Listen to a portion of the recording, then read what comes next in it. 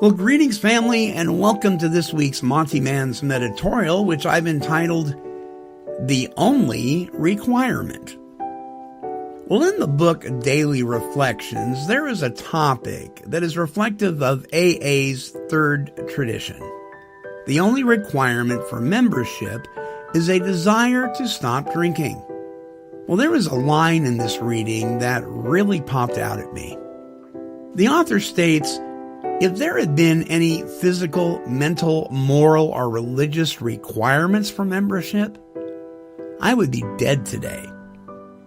Well, I can identify with this statement here, but perhaps in a slightly different way than most. Often, we tend to focus on the word religious, but my personal experience was the word moral. I had already had a deep relationship with God, and was not necessarily a religious man, but I had a true relationship. But for sake of argument, let's just say that my religious faith was intact. However, my morals were way out of whack. Well, the church I was attending accepted me with open arms, even though they knew of my lifestyle and how immoral it was. But they didn't understand alcoholism, and they were at a loss on how to help. So the pastor suggested I attend a particular 12-step fellowship. But I was so afraid that the people in that group would find out about my immoral lifestyle, so afraid, in fact, that it kept me from the rooms for several years. It was my fear and my pride that almost killed me, not the acceptance or non-acceptance of others.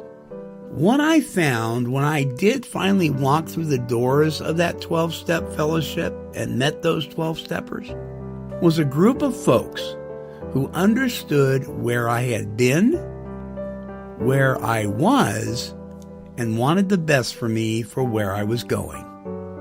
And just like my church family, they didn't condemn me.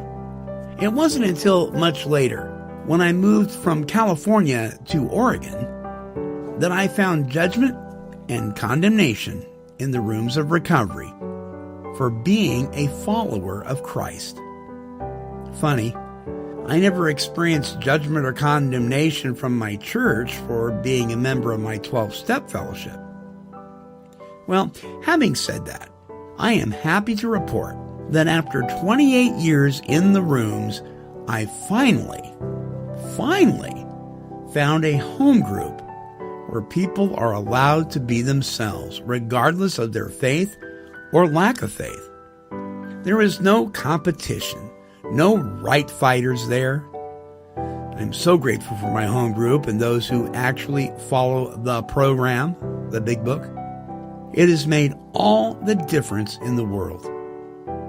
The truth is, however, that if God had not given me the strength to stick it out with those other meetings, I may never have found the group I'm in today. I now know that the challenging times and difficult people in those other groups were there to cause growth in my life. They helped me become thick-skinned and tender-hearted. And today I can look back and say, thank you, God, for the sandpaper of those who ridiculed me. They actually helped to smooth out my rough edges. So, if you're new and you are having a difficult time with personalities, remember, God is at work. He's up to something and has your best interest at heart. Hold on and trust Him, because He will never let you down. Until next time, this is the Monty Man. I'm wishing God's perfect serenity for you. Bye-bye now.